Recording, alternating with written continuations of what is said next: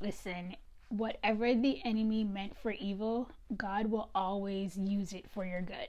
Okay, whatever the enemy meant for evil, God will always use it for your good. Okay, if you catch this part in the Joseph story, you'll understand what I'm talking about. Genesis 45 verses 5, it says, "And now do not be distressed, do not be angry with yourself for selling me here, because it was to save lives that God sent me ahead of you." Okay? And then in verse 8 it says, "So then it was not you who sent me here, but God. He made me father to Pharaoh, lord of his entire household, and ruler of all Egypt."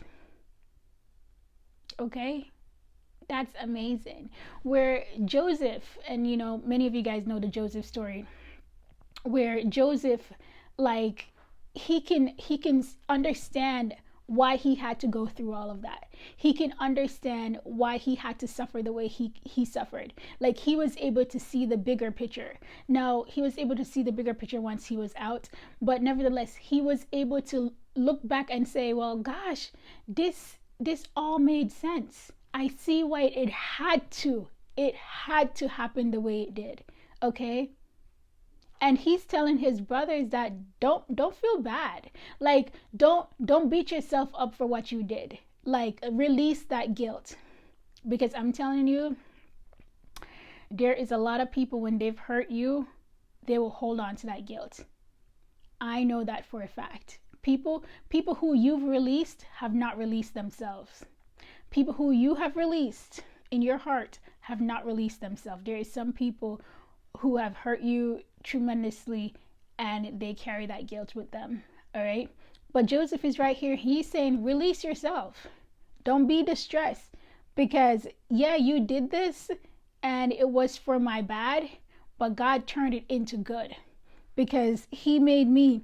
It says, so it wasn't you who sent me. Oh, thank you, Jesus. See, so they put him in the pit, right, and sold him into slavery, and it would have appeared that it was them who was doing it. And yes, it was them who was doing it, but God allowed it. God allowed it. Nothing can happen to you unless God allows it. So if God allows certain things in your life, it's because it's going to work out for your good, friends. And it's just for you to be able to see the bigger picture. It's just for you to understand that, okay, I perceive it. I perceive what you're doing. I'm picking up what you're putting down. I see why it had to happen. Now, we're not condoning foolishness. We're not condoning violence. We're not condoning the people who have inflicted pain upon you. We're not condoning that. But if you can see the greater good, if you can see what God was doing in all of that, in the suffering, in the pain, in the trials, if you can see the big picture, you will be like Joseph. Verse 7, "But God sent me ahead of you to preserve for you a remnant on earth and save your lives by a great deliverance." A lot of people in your lives need deliverance. You know this. They need to be delivered, okay, from all sorts of things.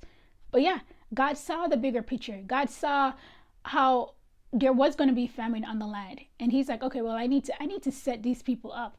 I need to find a way where at the end of the day they're going to be able to survive.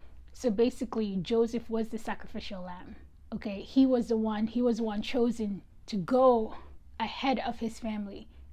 Okay, he was the one who took on all the suffering and all the pain and all the struggles and all the trials and everything that he went through.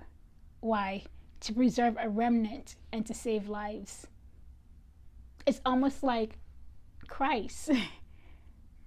When Jesus Christ died on the cross, he was sacrificed. He was crucified. Why? To save mankind. Okay? So it's very similar, where Joseph went through all of that, and he was the only one who could have tolerated it. Okay, God knows who he chooses. God knows who he chooses for the job. And Joseph was the man for the job, okay? Because he had a pure heart and everything else that he needed. But so I pray that when you hear this message and you are able to read the story of Joseph and see everything that he went through, and to know that at the end of the day, when it was all said and done, he had this great perspective. He was able to see the bigger picture, and he was able to let it go. He was able to find forgiveness, and he was able to let it go because he understood why. And I pray that you will understand why. I pray that for those of you guys who feels like a Joseph, I pray that you will get perspective, and I pray that you will be able to see the big picture. And if you don't see it right now, ask God to show you. And hopefully that will allow you to let it go, because God allowed it for a greater good for you and those around you. All right, guys, thank you so much for watching. Take care.